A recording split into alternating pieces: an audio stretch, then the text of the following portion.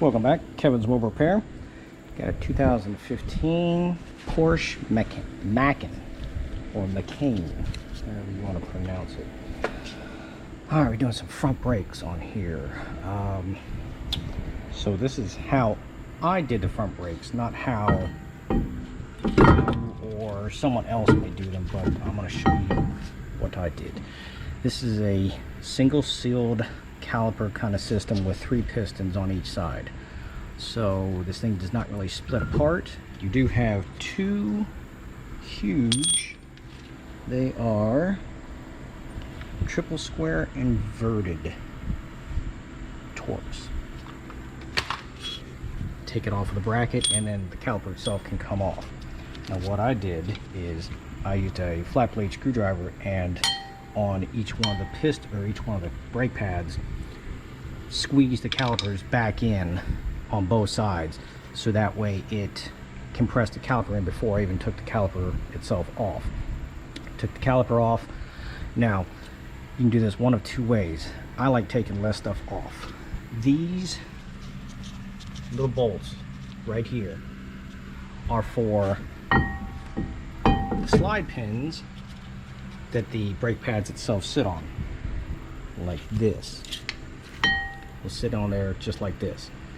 So you can take those slide pins out and then have a brake caliper or put the pads and stuff like that. I do not like to do that. I like to take less stuff off as possible.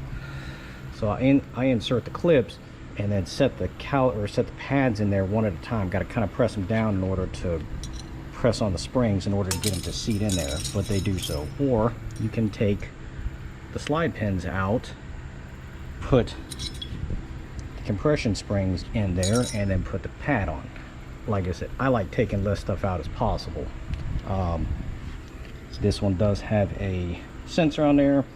The set of brake pads that I have do not come with new sensors, but luckily neither one of the 2 sensors broke on the other side, so this is before it got to that point, which is awesome. Now I don't need to go get some brake pad wear sensors. But and I did check before I started, there is no brake light on here, so that's a cool deal. You have to take this out. See this little indentation right here? I'm gonna get a little screwdriver. It's gonna sit back here in a bracket right here. It's gonna sit in here like this. You can just take a screwdriver, push this over, rotate it, and slide down, and then it will disconnect very easily. So the same way going back in, slide it 90 degrees, then rotate it 90 degrees, and it will click back into place. I'm going to show you a finished product when I get done with this. It should take me about 5 minutes to get all this stuff back on there, and I'll show you what it looks like reassembled. And voila, back together. Clips on there, clips in here. You should push that down. Make sure that you get this over and clip it right there on that. But other than that, not bad of a job. About 30-40 minutes total.